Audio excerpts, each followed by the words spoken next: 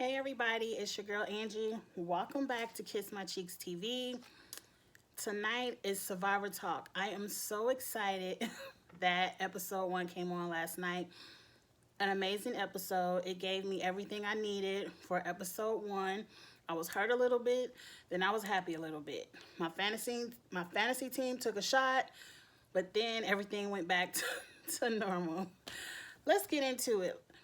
First off, you all get in the comments, let me know what were some of the breakout things you saw this episode. I felt like this episode, as soon as that first challenge ended, it was on go. It was like craziness. The scrambling that both teams did, it had me going like this looking at the TV. It was just a great episode. I really didn't know where things were going to go at each tribal council, and great TV. Winners at War is great TV. It's giving me everything that I wanted, and I feel like because there's so many people that I like, because they're all winners, it's so many people that I like, I feel like every week is going to be a little sad.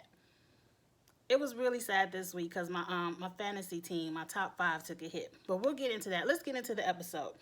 First, let's talk about some things that I noticed off top. When Jeff gave out the buffs and said the teams aren't going to be boys versus girls, it's going to be red and blue. Now, mind you, I already knew who was on the red and blue team because CBS released it, but I didn't know it was preset. I thought it was going to be a random draw and everyone gets, the girls have so many red and blue, the boys have so many, and it would be a random draw for the teams. Preset, and I'm not one of those conspiracy channels, so please don't click off. I'm not gonna really go there, but when I just think back and I listen to the pregame interviews and how certain people say they wish they would like to work with certain people, and it just so happened that all those people who said they wanted to work with certain people end up on the same tribe with those said people and are working with those said people. Now, I know there's going to be pregame alliances. Like, that's just something we all know. But to have everyone be so lucky to be set up on a team with their pregame alliance, no one got a luck of the draw of being my pregame over. The only people that got that was Rob and Amber. And I think it was obvious that you couldn't put Rob and Amber on the same team. But like, Rob said he wanted to work with Parvati. Him and Parvati were on the same team. Him and Parvati are alliance.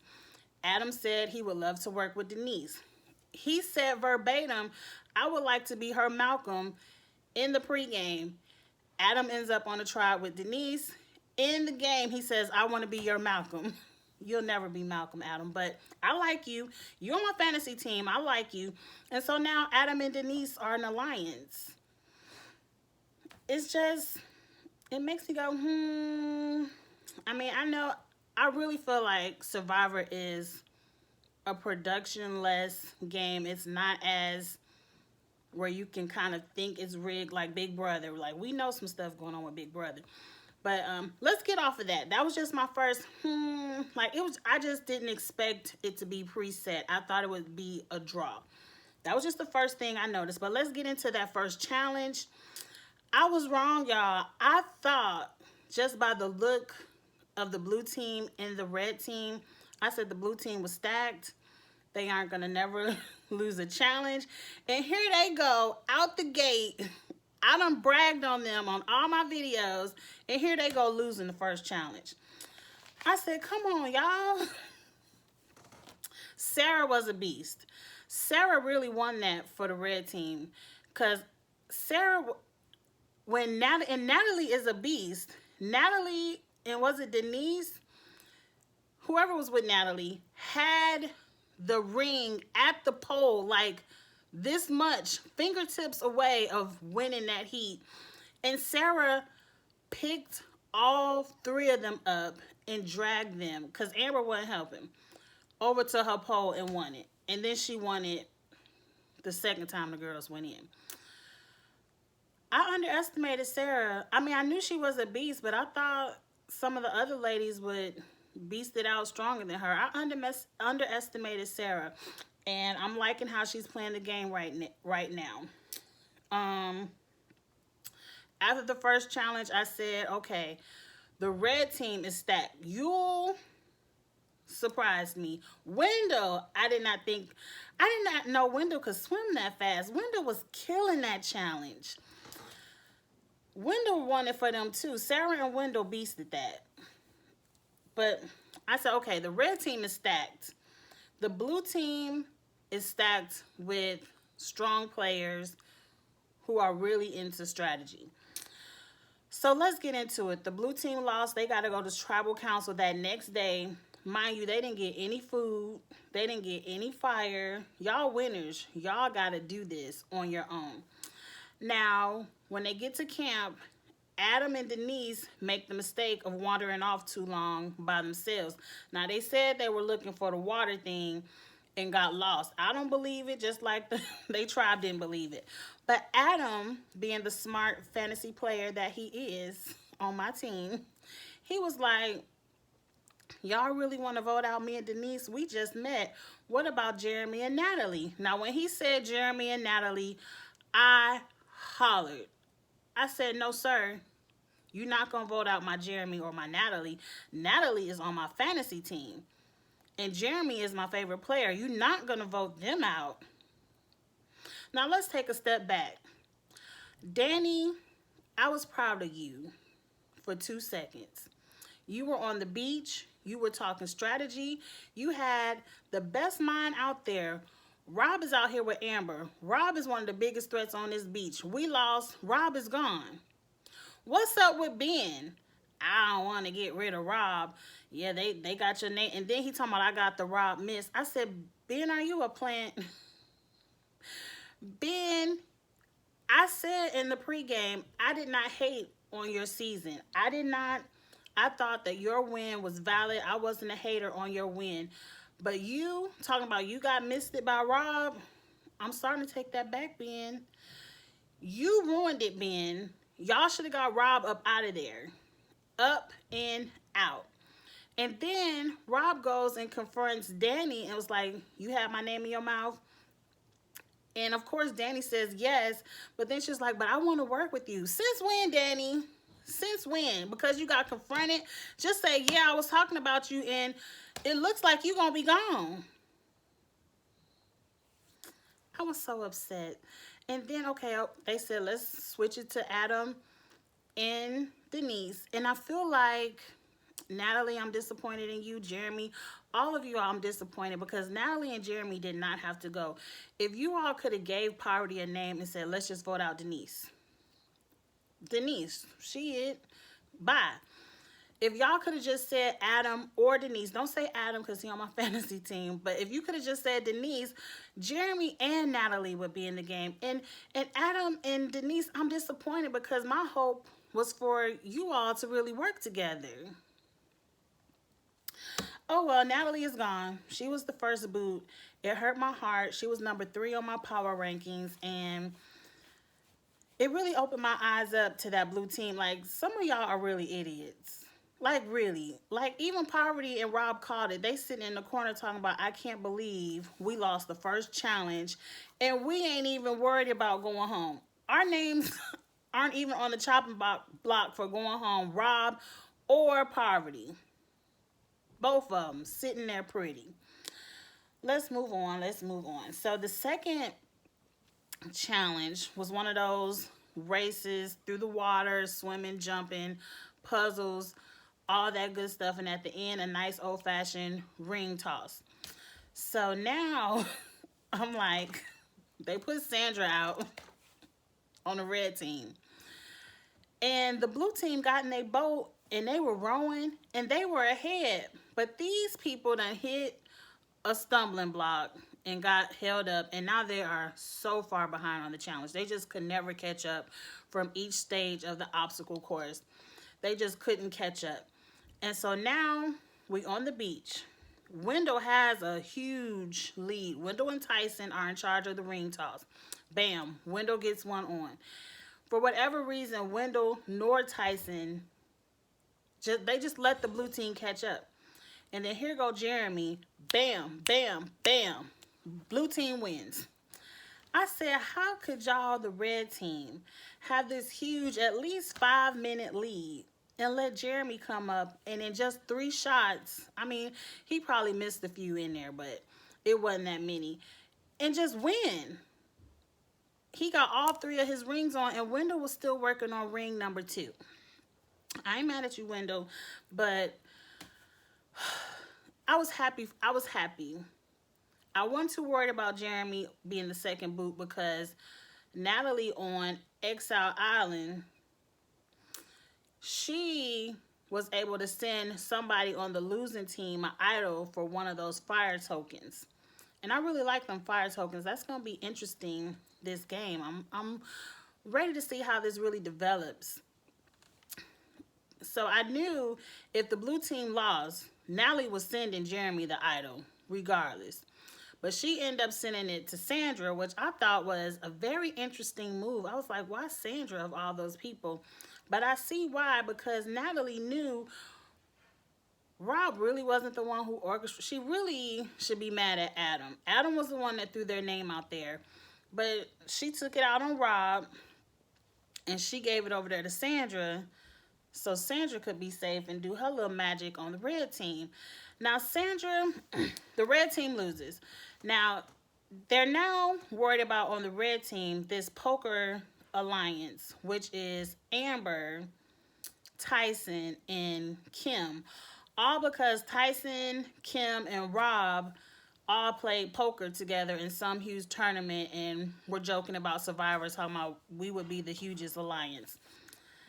I don't really think it's alliance. I think Tyson was just running his mouth. It was just a coincidence that he said that. I don't really believe they were too much of a pregame alliance because all of them were willing to throw each one of them under the bus to stay in that game. None of them tried to fight and even try to flip the vote on anybody else. They was like, it's got to be one of us 3. Okay, you. I really like how Tyson did that. He was like, Kim got to go. Bye, Kim. But I do believe Yule was the one, and I really like Yule.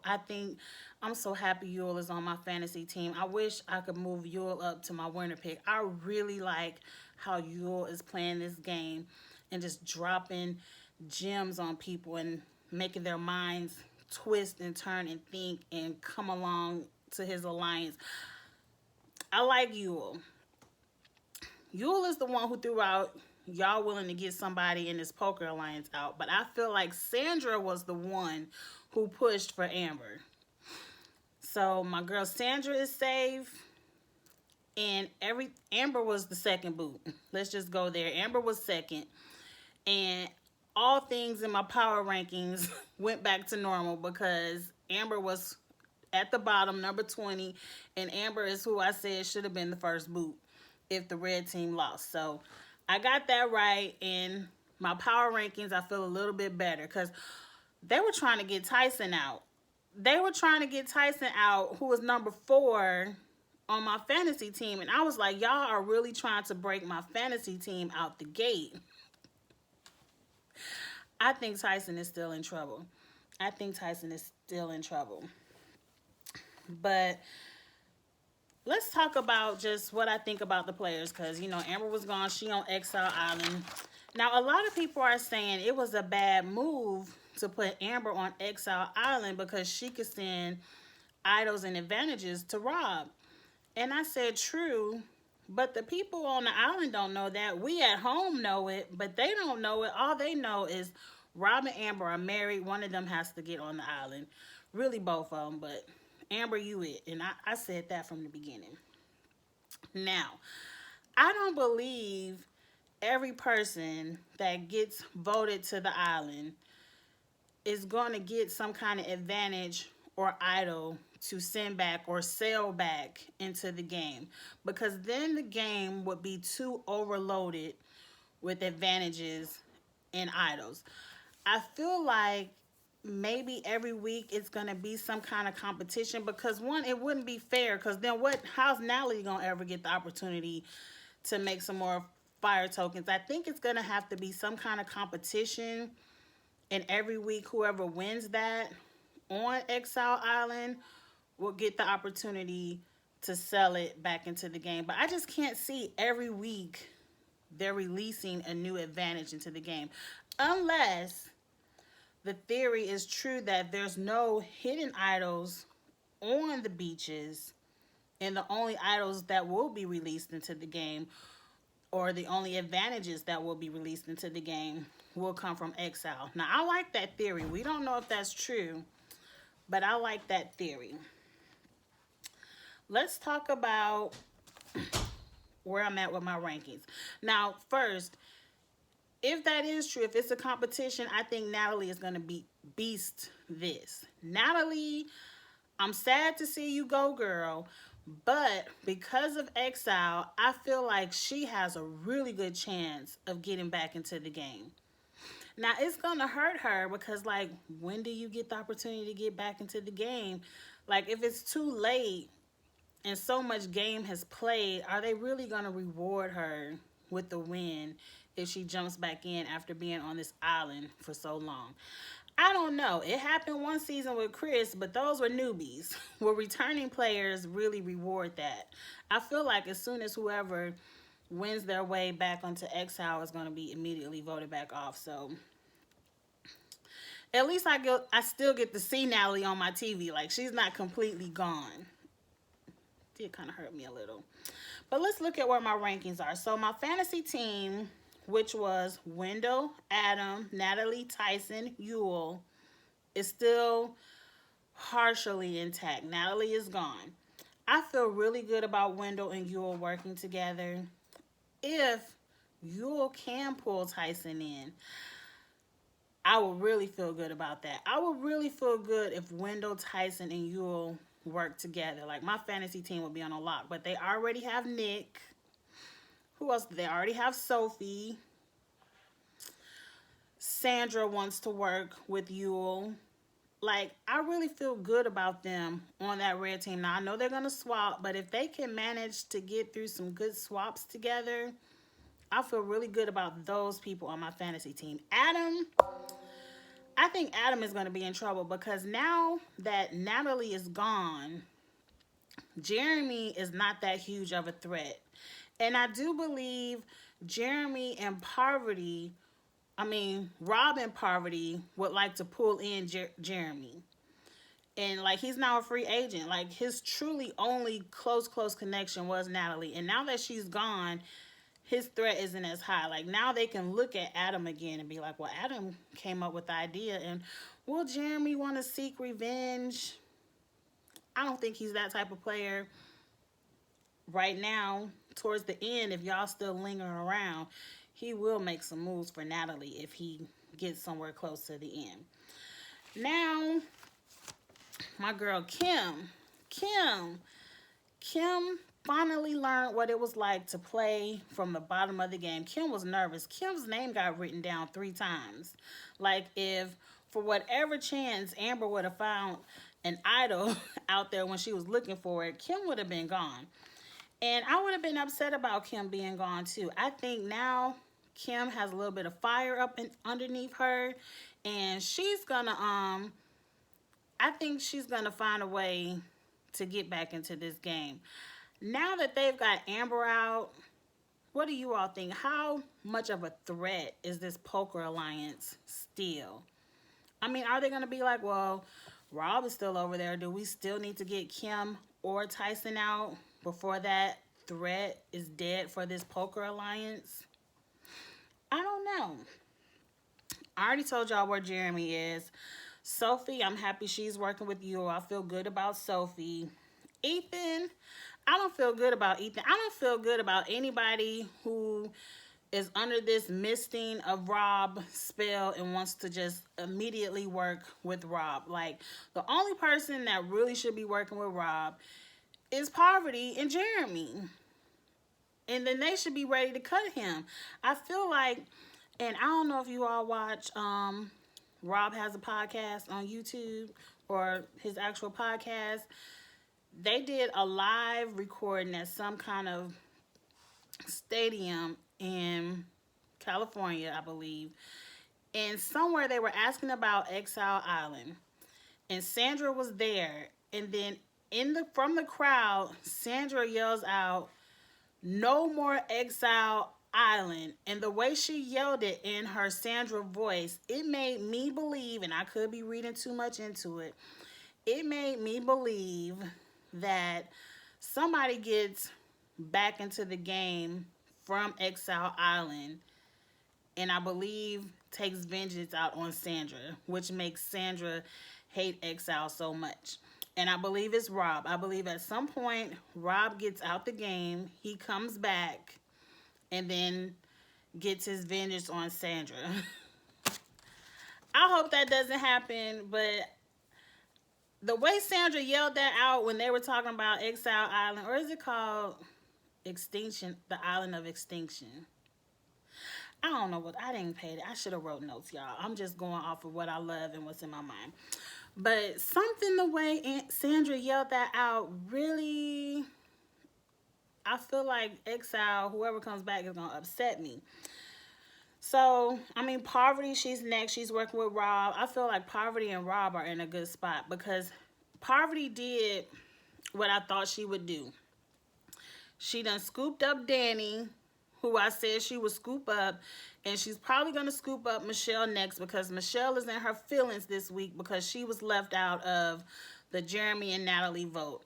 And Michelle is doing exactly what I said Michelle would be doing, out there doing nothing. She wasn't even, it wasn't even like she was cool with Jeremy or Natalie. How did y'all leave Michelle out of that vote and just let her vote for whoever? Michelle is just out there floating along, just floating along. Nick is in a good spot. He's with Wendell, Yule, and Sophie. Ben, I don't like anymore. I don't like that Ben told Rob his name was on the chopping block. But, I mean, it is what it is.